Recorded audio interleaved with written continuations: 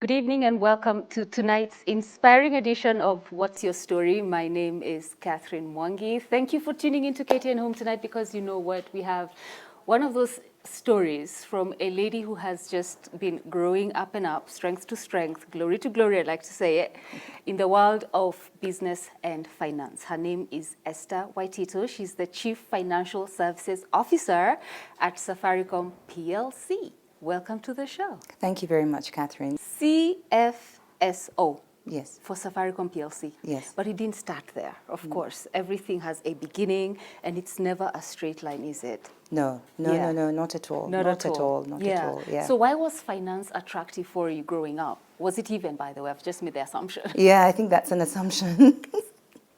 Okay, so let's see what you wanted to be, growing up. So growing up, I had two things I wanted to be. Oh. So when I was in high school, I always liked working with people, right? Okay. So I wanted to understand how people worked. I was very passionate about feelings, talking and being in tune and in touch with people. And I remember when I told my parents that I wanted to be a psychologist, they said, psychology? My darling, you need to put food on the table first. So let's do that, but then let's do something else first, right? And my father's a lawyer. Oh. And I thought that was going to be, too much reading. That's perhaps not my thing. And so I said business. Let's do business. And when I did business, I actually started off as a geography major. Let's just put it that way. So, you say how I've been going up and up and up? Yeah. So when I did my KCSE, I wasn't able to go directly to University of Nairobi because I just missed the cutoff. Oh. Yeah? Oh. Literally just missed it by a sliver. And so I was called to do geography, so instead of doing business. And so when we had a look at this, he said, okay, let's start. Let's start and see where this is going to go. So I went to university in University of Baraton, Eastern Africa Baraton, right? Which is very much a Seventh-day Adventist school. So you can guess which part of Kenya I come from. So that means you're from which part of Kenya?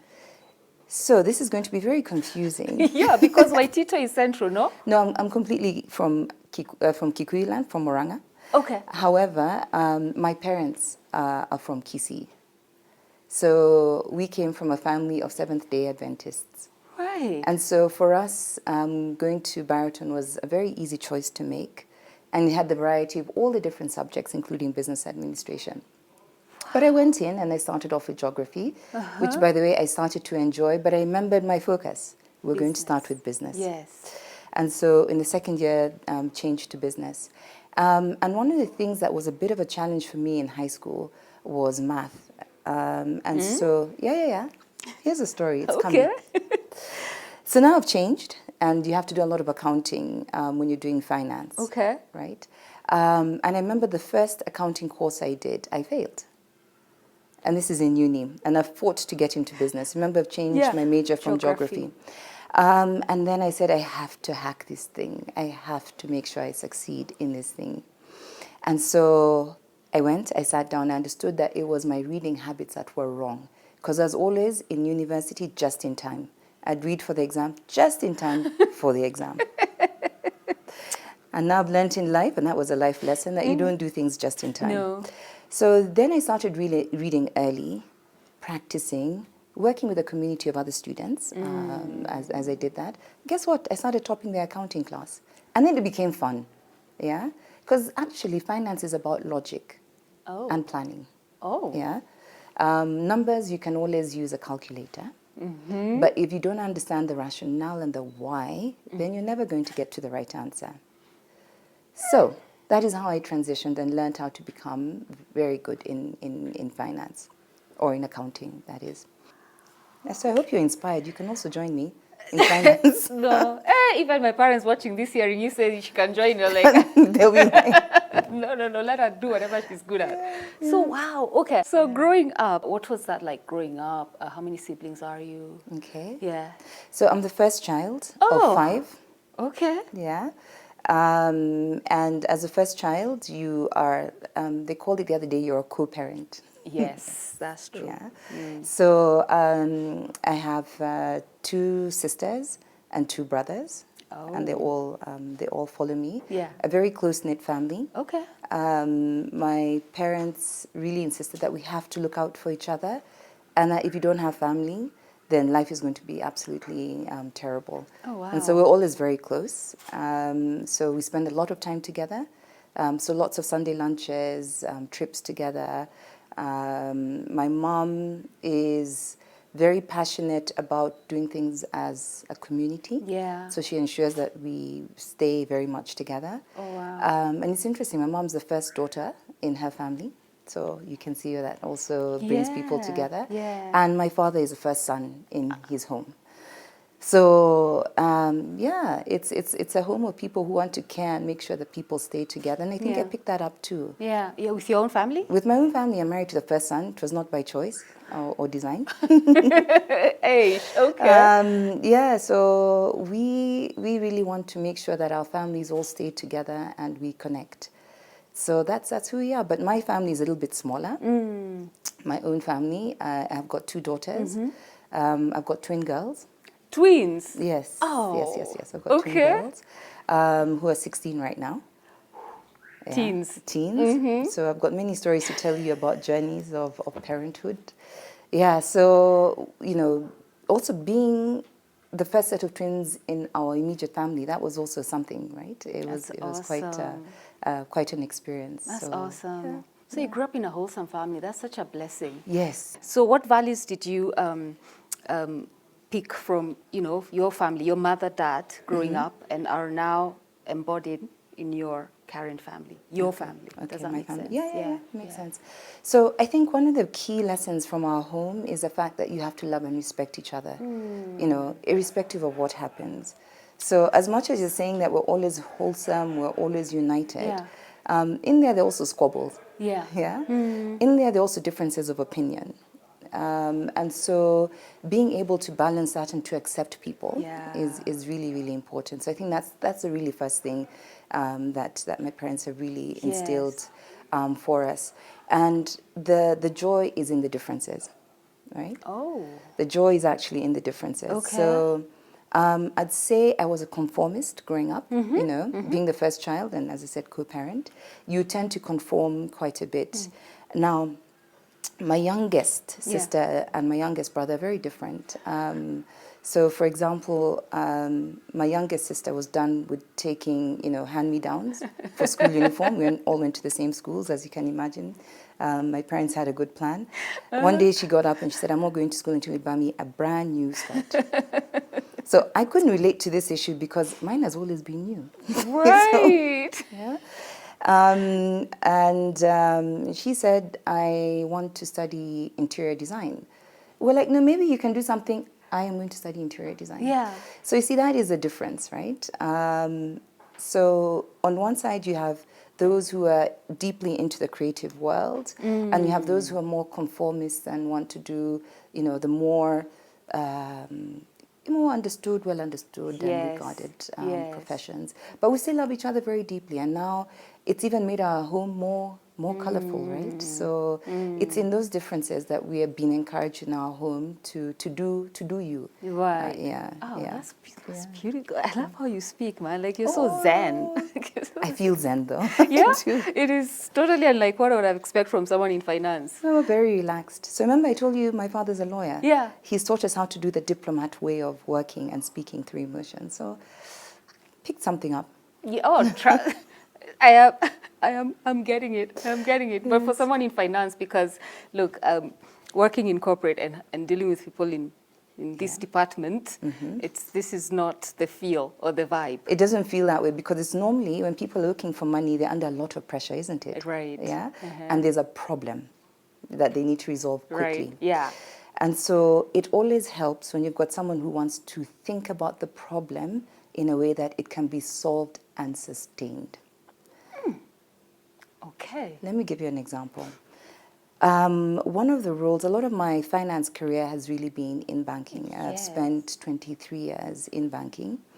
And I have been, for most of my senior management experience, I've been running corporate institutions. So dealing with large companies, looking to finance, different projects. So A lot of the work that we've done have seen a lot of the highways being built in this country.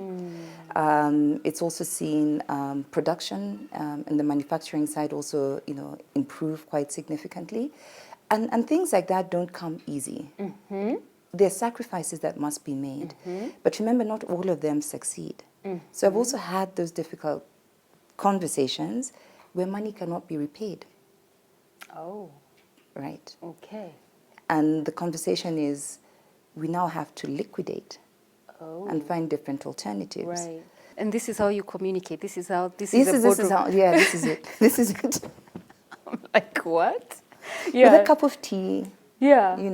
Yeah. Yes. And by the time I leave that, I don't even feel like liquidation is such a bad thing. No, liquidation, now I'm going to tell you, look, what do? We owe this person money. We can't find it. So let's sell what we have so that you can also sleep at night. Because at the end of the day, what do we all want? We want peace of mind. Right. And sometimes that's how you get it.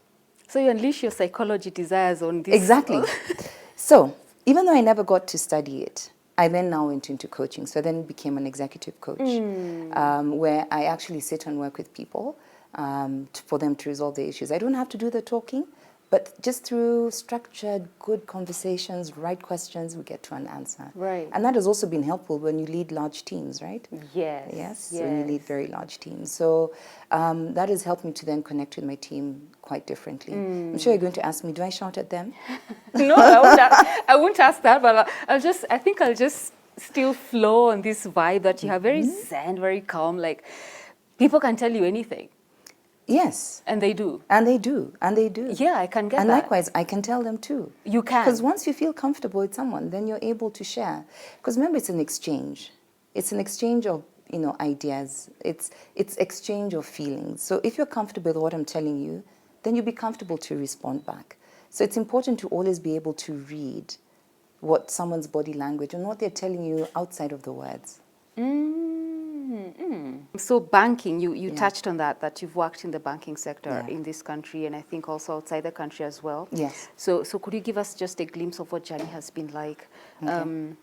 You could mention the institutions, because you work there anyway. You poured yourself there, and you built something meaningful in those companies. Yeah. So what was that like, and how did you get in? Okay. So I'll take you on a little journey in terms of what my career has been like.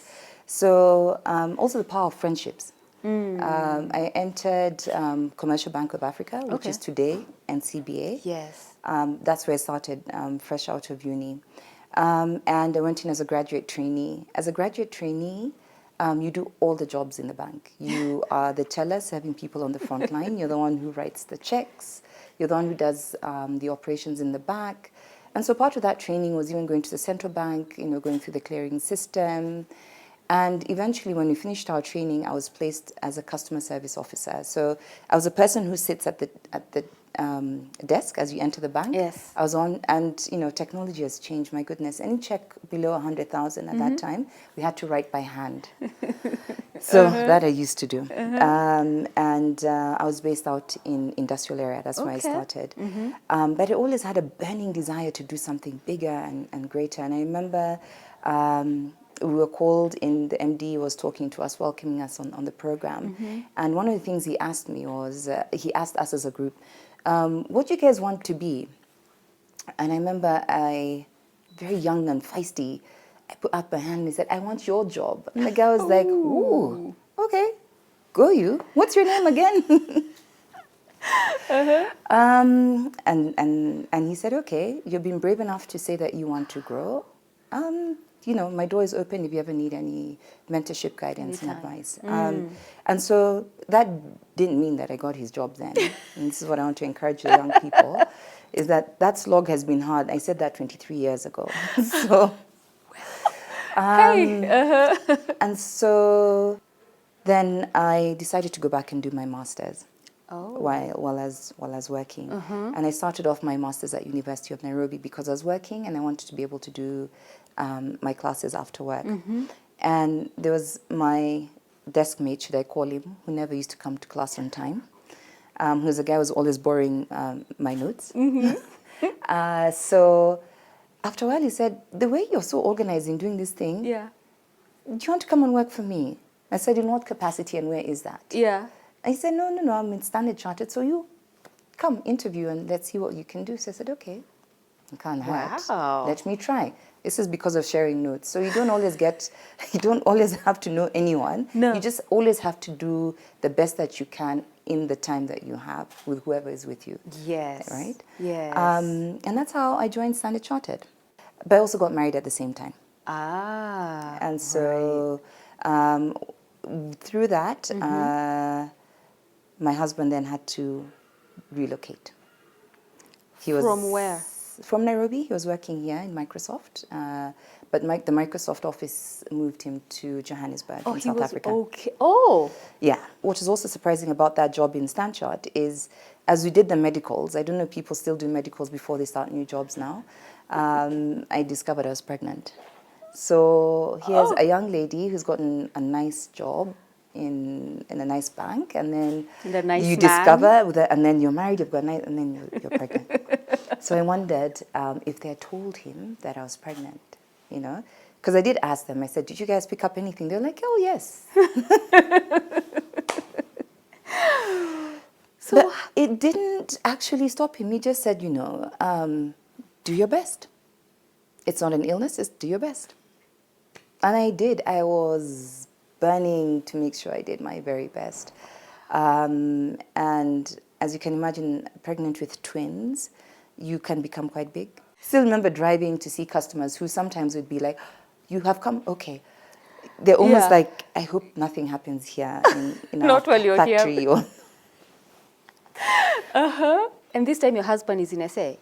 Well, he'd been transferred. And so what we decided as a couple is that I would stay back. Okay. It was our first, having children for the first time. It was nice to be, again, back to the values and, community. I wanted to be at home with my family, with close friends as I, have my first child. Yeah. And so he was commuting for a little bit, and my children were expected in October.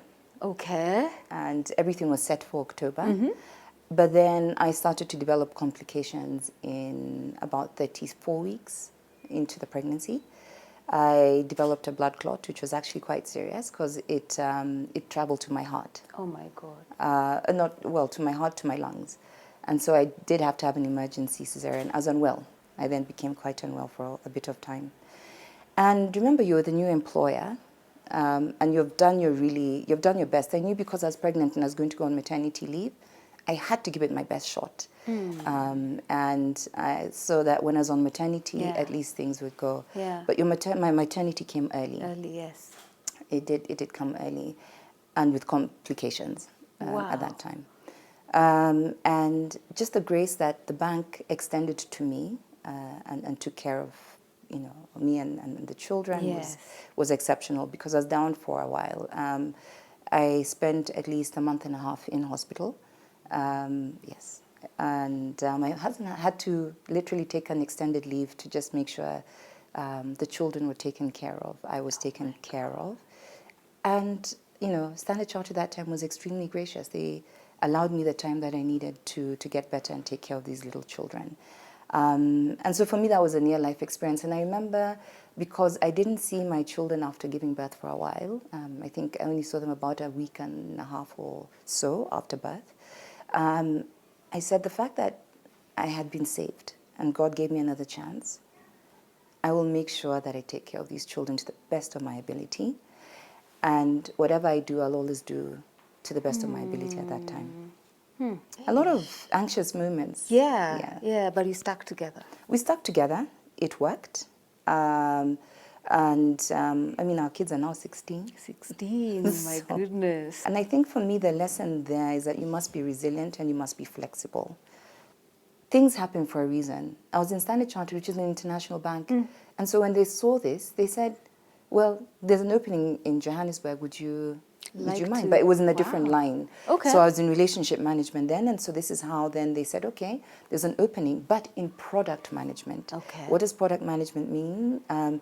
Product management is now the team that creates the solutions that we're able to sell to customers. Okay. I remember I like being with people, talking to people. So mine had really been really much of a sales job. So now going behind the scenes and creating solutions. I wasn't very sure, but I said I'm going to take a chance. Me, I would have gone. My husband is where? I don't care what you're did. sending me to do. You did. I followed. Yeah. I followed. And I did. And it was totally different. Yes. And actually, for me, that's when I truly then became a proper business leader or manager. Because I was doing something I had not done before. It was not my area of expertise in terms of creating solutions around cash management, which is now what I'm doing. Imagine, It was not my, to build trade finance solutions.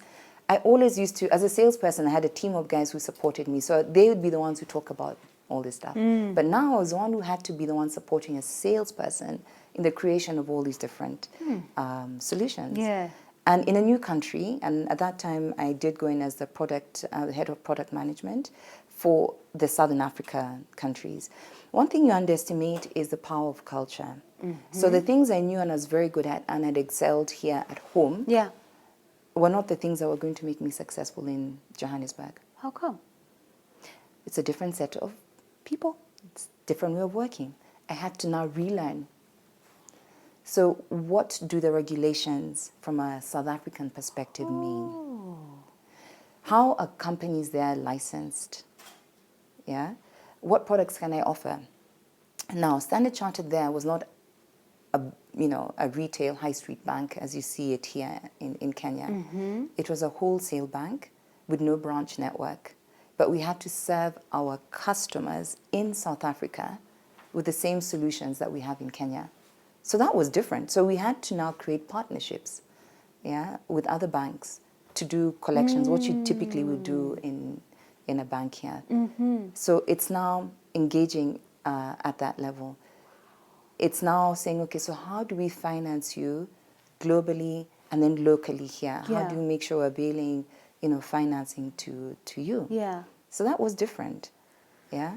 The structure there is very different. From your ID, it has your year of birth, your year, date of birth, your race. It's embedded. So in everything you do, you ask for your ID. At home, we didn't. Yes, we needed your ID, but it's not your ticket to do absolutely everything. And you're there for how long? We're there for 5 years. Wow. We're there for 5 years.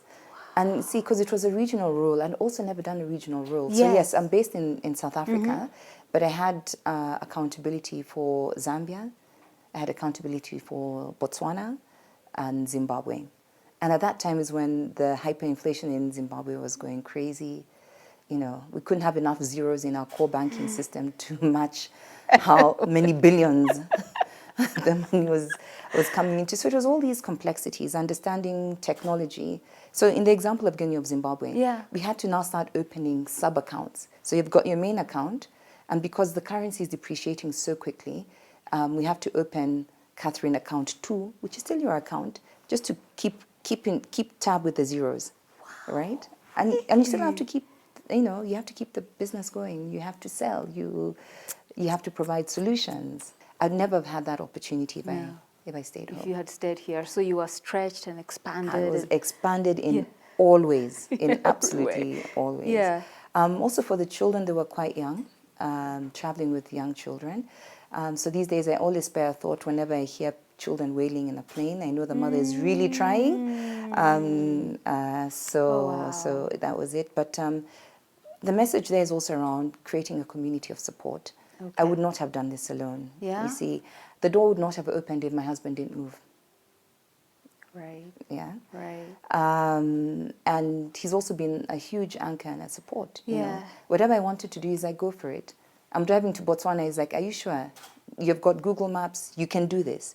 Call me at this stop. Call me at this, So it's a partnership. Yeah. Yeah. It's truly a partnership. So that's what makes it exciting. And we'll get there. Okay. We'll have to discuss that partnership. After the break, Millicent, when you decide to bring us refreshments, we'll have them during the break. Yeah. For now, we take a quick break. We come back. We discuss with Ms. Waititu her role at Safaricom PLC as the Chief Financial Services Officer. I hope by now you've seen how her life is just going full circle. And we'll also discuss her family and what keeps her anchored to be successful at work and at home after the break. You have to know who you want to be, then we will create the money around it. Right? Oh, I like that. So it's not the other way around. So you make money, and then how much money do you know is enough money for that thing that you want? You have to know what it is that you want.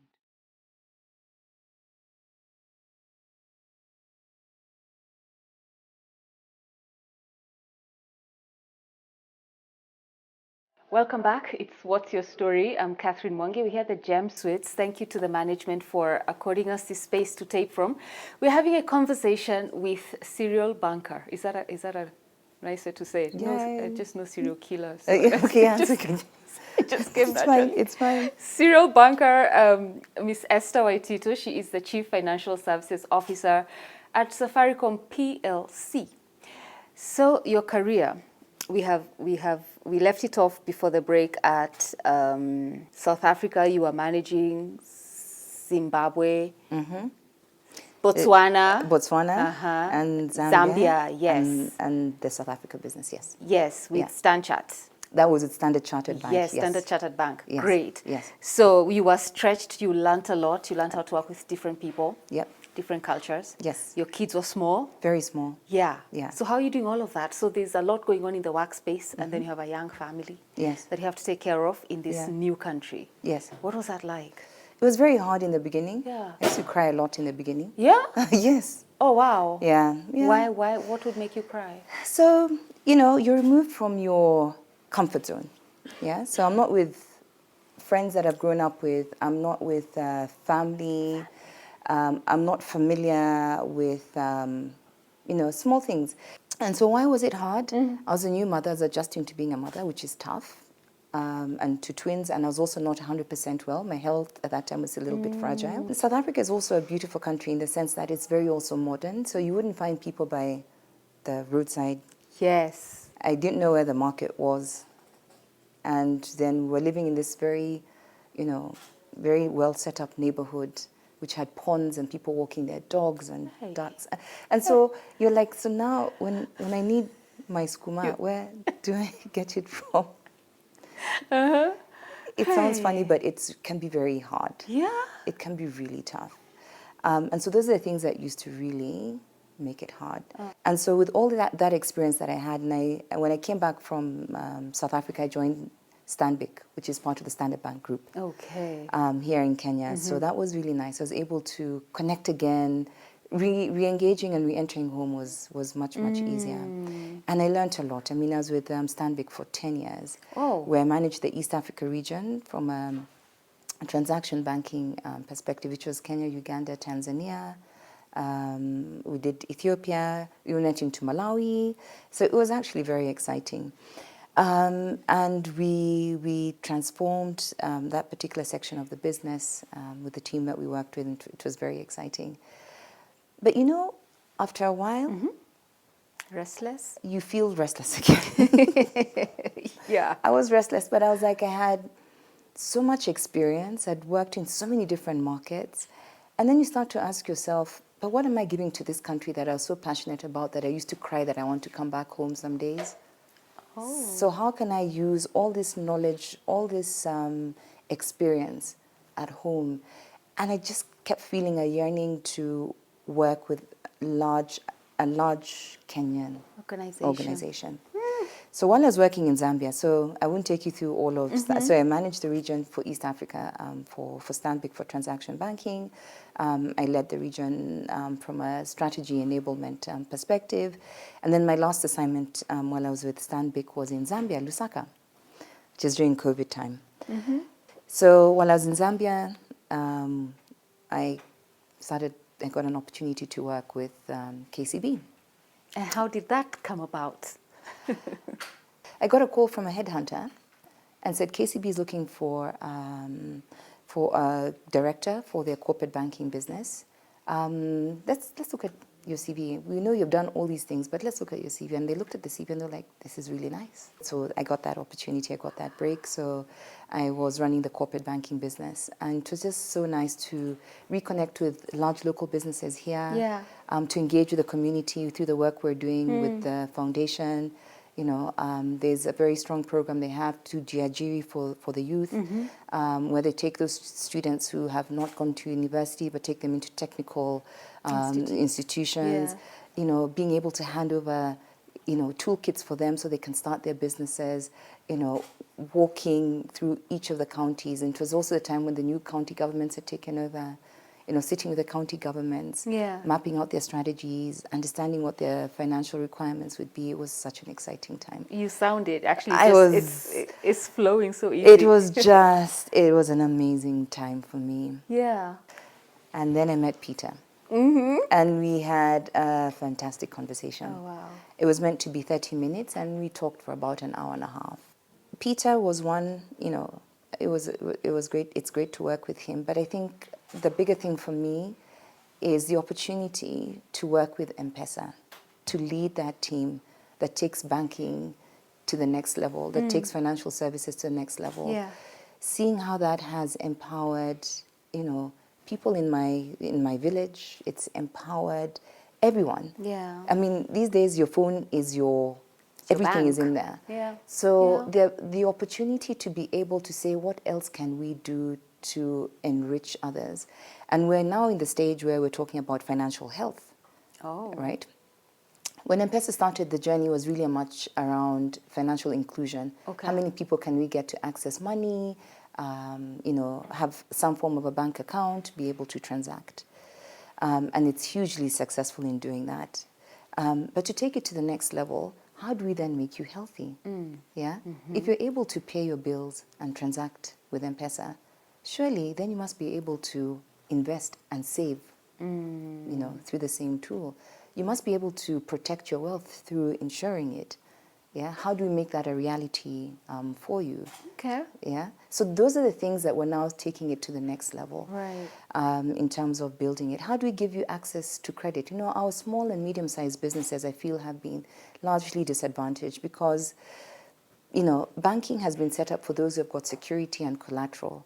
But a young trader starting off, living hand to mouth, they won't have all of that. Yeah. So understanding how they trade with their you know, with their pay bill, understanding how they trade with their till number, looking at how money flows is how we need to enable them to access credit. Yeah. Yeah.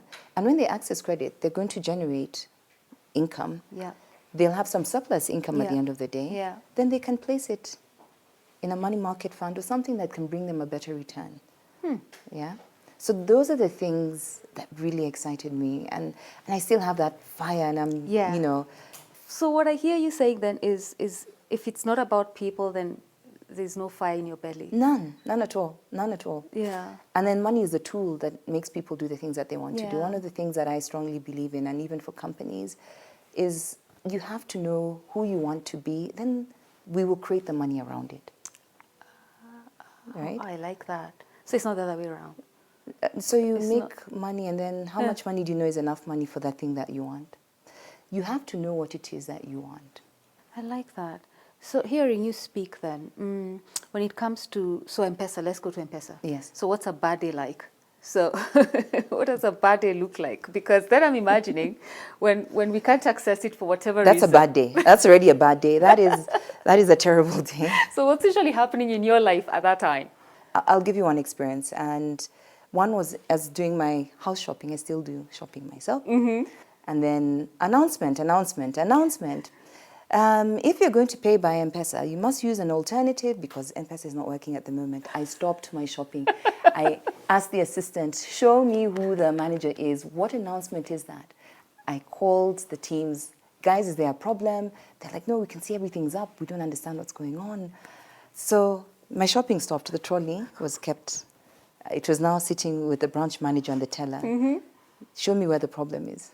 What is it that you cannot see? Yeah. We're unable to receive the messages.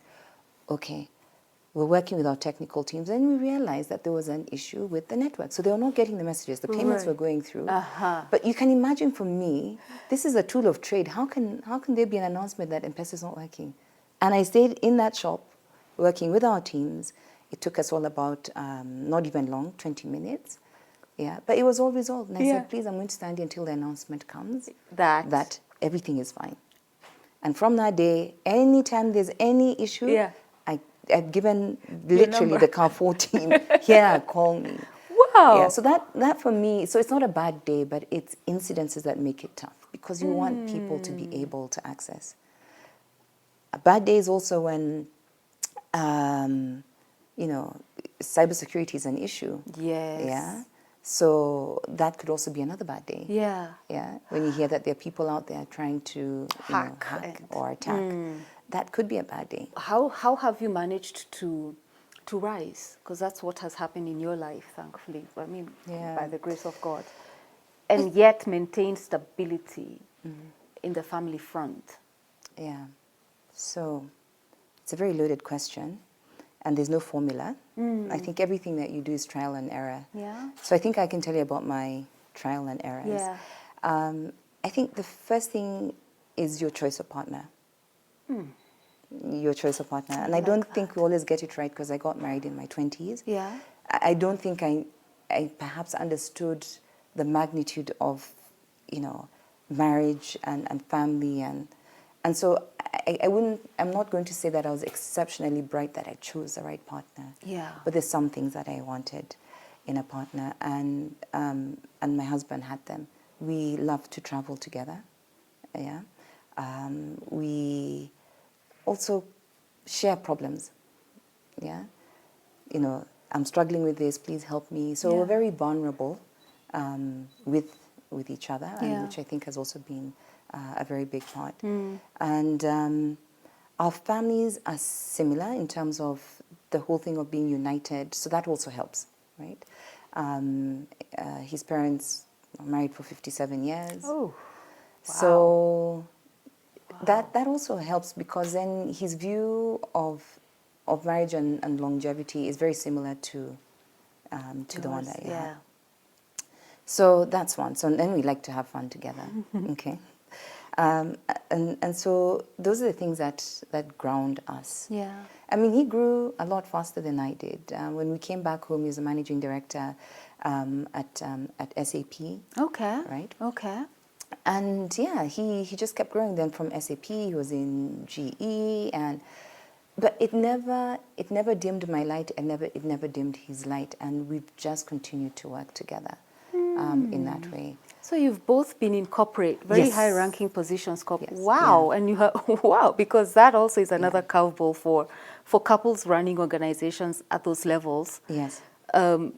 So the aspect of competition, because then you find, again, couples similar to yours, your journey and your husband's, they'll be either they want to compete because how come she got this position, she's earning more money, or how come he's this. So you find there's that too. Fortunately, we have never had that competition. That. No, fortunately, we've not.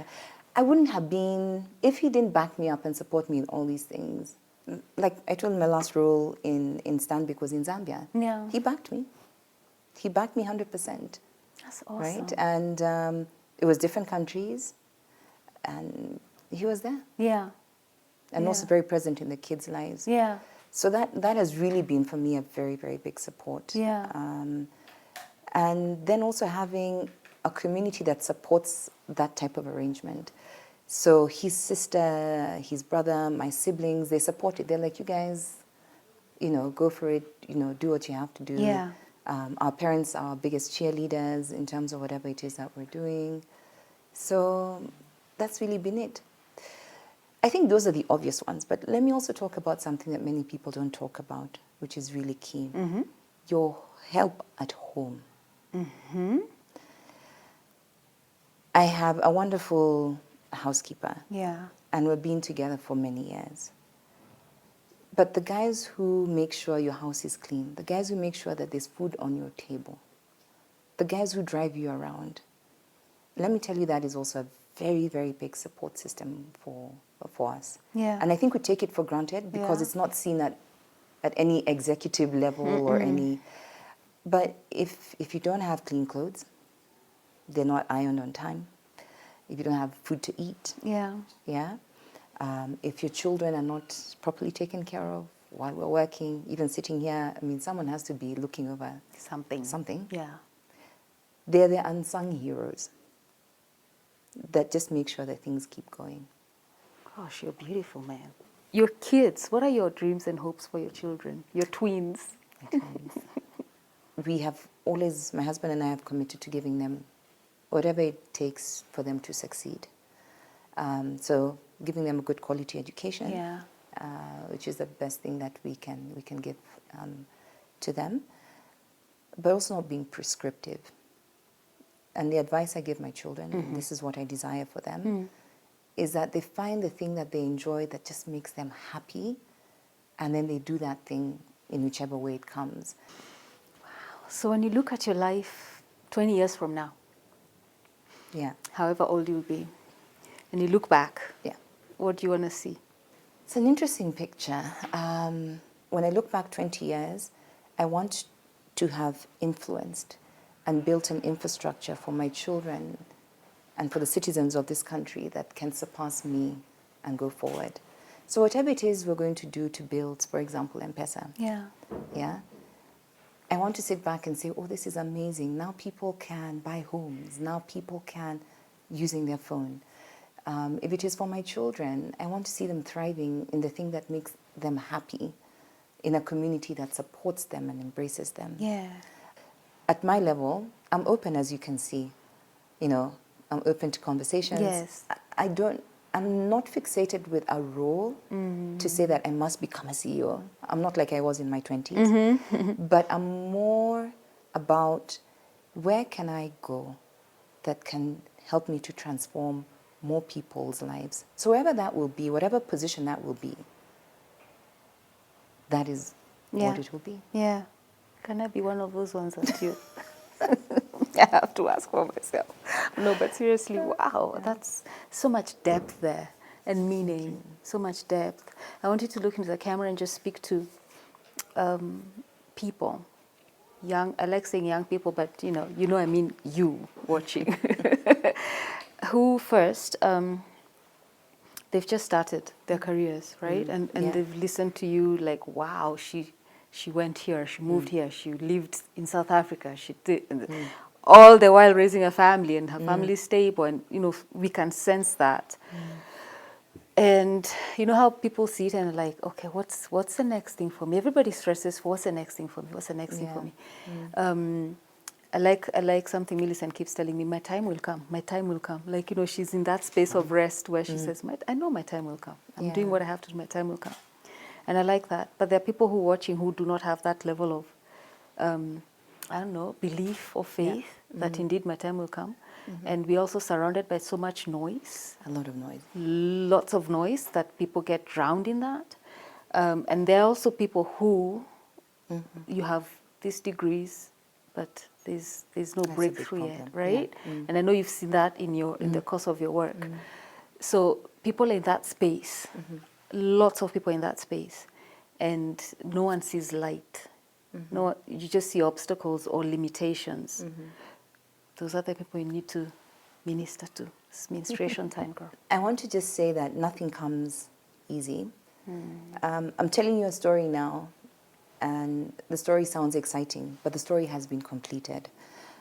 I think what we often miss is the feelings and the things that go in between. And so whatever position you find yourself in, number one, always want the best for yourself. And the best for yourself does not come easy. It means that you have to make a couple of sacrifices. For those who are looking for work and looking for jobs, what is that thing that you're passionate about that you can give? I gave you the example of me sharing notes with my colleague.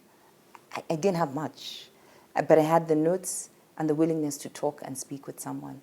You never know what those opportunities can open up for you. The second thing is, do not be afraid to ask. Do not be afraid to ask. And I want to draw that from the first thing that I said, where I put up my hand and said I wanted to be the CEO of the bank. I never became the CEO of a bank, but it allowed someone to hold my hand and walk me through a path.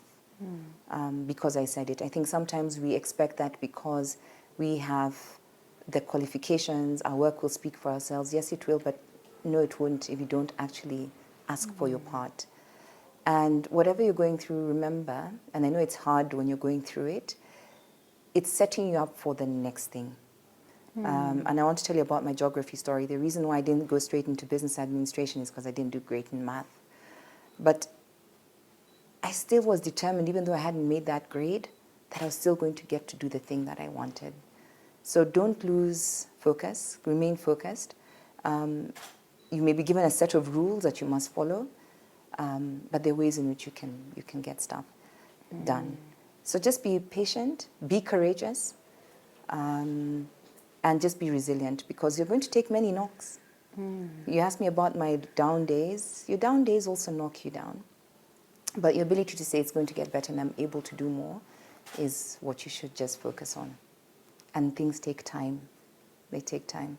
I'm telling you all these stories after 23 years of working.